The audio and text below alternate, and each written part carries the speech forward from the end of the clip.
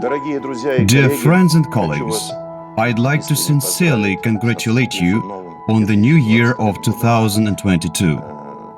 We hope that this year will be more auspicious for our organization to continue its work, for us to meet, exchange views and cooperate in full compliance with our charter documents. The world is turbulent right now. In this regard, the Presidium of our Confederation has prepared an address to heads of governments and states, to various public and international organizations, in order to prevent the escalation of conflicts. The most disgusting thing that happens to the world civilization is, of course, wars and conflicts. One category of victims includes young people, usually the most trained, the most patriotic and the most responsible. The other category includes the elderly, children and women, the most vulnerable members of society.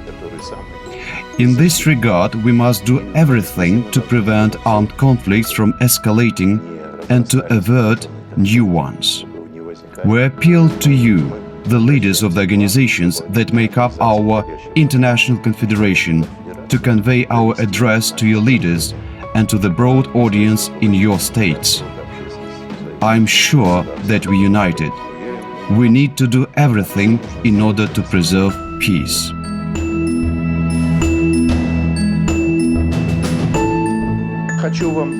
I would also like to show you the book that was published last year to mark the 10th anniversary of our organization. It is in English and Russian. You could get acquainted with this book. We have sent this book and we'll send it again to your organizations for a wider audience. It outlines the principles of our work, it summarizes the results and sets goals and objectives for the future. I spent January in one of the Maldives with my family after the New Year celebration. I'd love to share my impressions with you. The hotel we stayed in hosted representatives from the United States of America, Great Britain, Brazil, Korea, China, Russia, Belarus and Ukraine. We would all meet every morning. We would sit in cafes and restaurants, attended the same gyms and tennis courts. We all smiled at each other, our children were friends, even though we came from different countries. Everything was so peaceful, so good.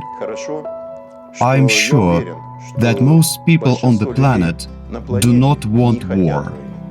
They do not wish their children to perish. They do not want century-long achievements of the world culture to be ruined. While on vacation, I read an interesting book. This is the book written by Anthony Sutton.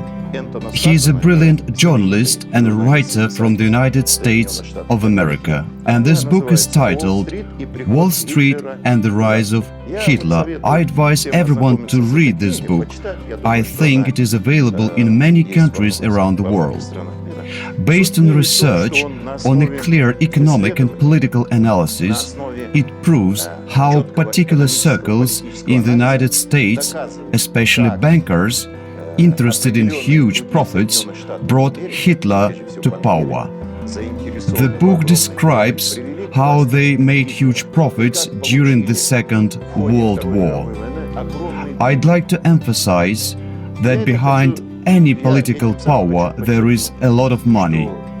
There are economic interests. As a philosopher once reasonably had said, that politics is the concentrated expression of economics. Behind any armed conflict, we must see not only greed of some politicians, not only stupidity or vampirism of their ambitions, but also big money. At the expense of armed conflicts and wars, some people get rich, excessively rich. Others simply suffer. In this regard, I would like to emphasize again, let us do our utmost to preserve global peace.